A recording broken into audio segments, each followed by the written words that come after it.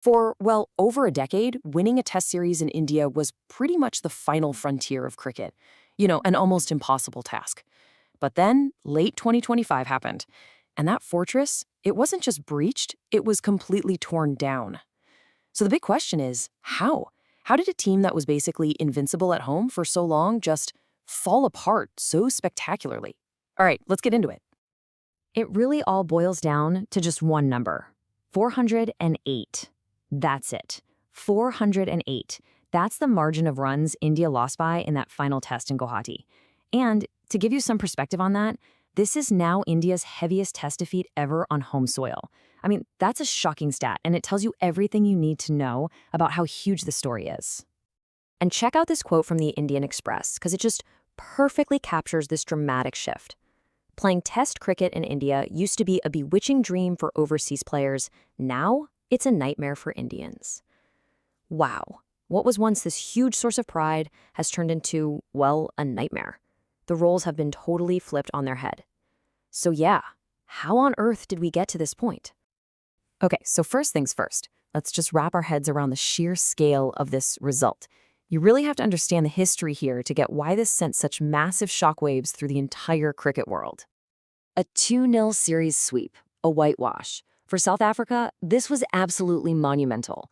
Think about it, their first test series win in India since the year 2000. That's a quarter of a century where team after team came to India and went home empty-handed. But the Proteas, they finally broke that streak, and man, they did it in style. And here's the thing, this wasn't just a fluke. This is starting to look like a trend.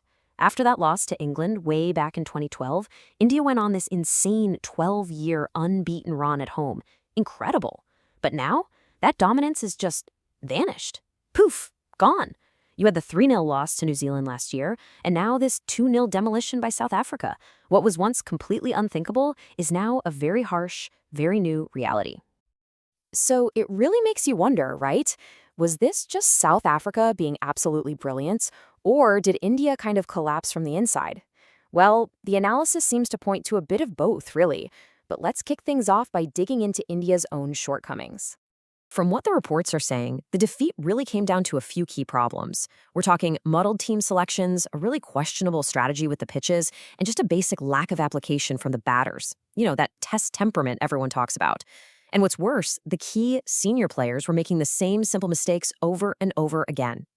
Naturally, the spotlight swung right onto the team management. The former coach, Rahul Dravid, he was known for being obsessed with preparing pitches that perfectly suited India's strengths. But the current coach, Gautam Gambhir, he's been getting a lot of heat for choices that have totally backfired. I mean, picking 4 spinners on a pitch that didn't even end up helping them? Things like that are what's contributing to this string of home losses. And you could see this lack of application in the biggest moments. This wasn't just a case of bad luck, not at all. It was a pattern. You had Yashasvi Jaiswal getting out again and again playing the exact same high-risk cut shot. KL Rahul getting dismissed by that same old technical flaw, and then Rishabh Pant, as the stand-in captain no less, just throwing his wicket away with a totally irresponsible slog. These are the moments that lose you test matches. Simple as that. But hey, let's be fair. Just focusing on India's mistakes would be doing a massive disservice to South Africa. They weren't just watching this happen, they were making it happen. They were the architects of this whole demolition. Honestly, it was a masterclass in how to win in tough foreign conditions. And the chief architect of that masterclass? It was this man right here, off-spinner Simon Harmer. He was named Player of the Series, and for good reason. His destruction of India's batting lineup was just relentless, so methodical. Just look at the final day of the series. It was do or die. India needed to bat out the day for a draw. And Harmer? He was simply unplayable. He took 6 wickets for just 37 runs. He just sliced right through the batting lineup and sealed that historic win. What a performance. Absolutely sensational. But Harmer didn't do it all by himself. The Player of the Match award in that final test, that went to all-rounder Marco Jansen, who was just dominant with both the bat and the ball. I mean, his contribution was just immense. First, a crucial 93 runs to help build that massive lead.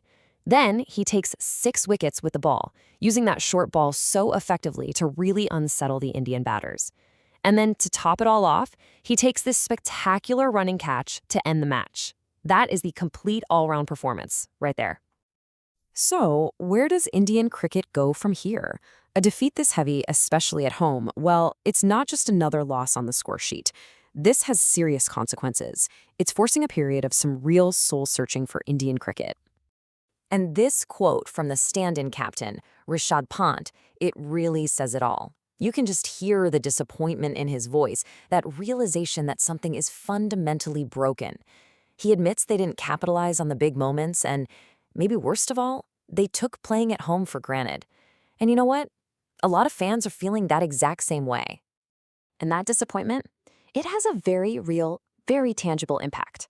This loss wasn't just about pride. Nope.